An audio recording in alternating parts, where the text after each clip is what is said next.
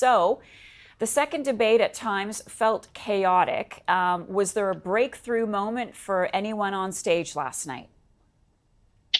Here's how I'll answer that. If you took all of the 7 candidates on the stage last night and you added up their collective poll numbers, they would be around 35%. If that were one person, they would still be trailing Donald Trump by double digits. So if there was a breakout last night, it was clearly Donald Trump, who shows that he has pivoted from the primary to the general with his event that took place in the battleground state of Michigan yesterday. And I think that speaks to just how strong he is heading into the early primary states of Iowa and New Hampshire in 2024. So in other words, there's no compelling reason for him to join any debate in the future. Not at this time, no. I mean, what we saw last night clearly were individuals who appeared to be auditioning for either vice president or for some of the cabinet secretary posts if, in fact, Donald Trump is elected president. But I think after watching last night's debate, no one separated themselves.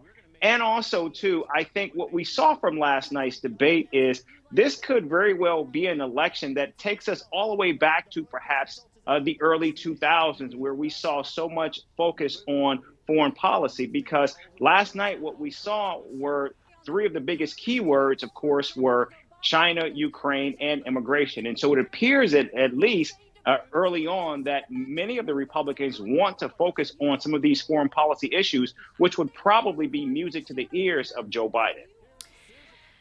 There's still a lot of time, though, Eric, between now and the general election, even for the primary votes.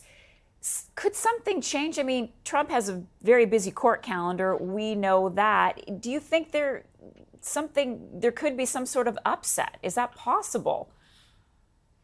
No, I think what we're looking at in terms of how this race is going to play out, even if you look at the polling data for the early battleground states of Iowa and New Hampshire, Donald Trump is leading his closest competitor in Iowa by more than 40 points. That's Ron DeSantis, who comes in second. And in New Hampshire, he's leading by more than 30 points over former South Carolina Governor Nikki Haley. And so I think what we're seeing here is this is clearly shaping up to be Donald Trump's race to lose. And of course, the growing question, perhaps the most alarming issue for many Republicans, is how will these 4 trials that Donald Trump will have to deal with in 2024, how are they going to actually impact him as a candidate? And how will the voters, if in fact he is the nominee, how will they look at him as someone who is facing 4 different criminal trials in 4 different jurisdictions?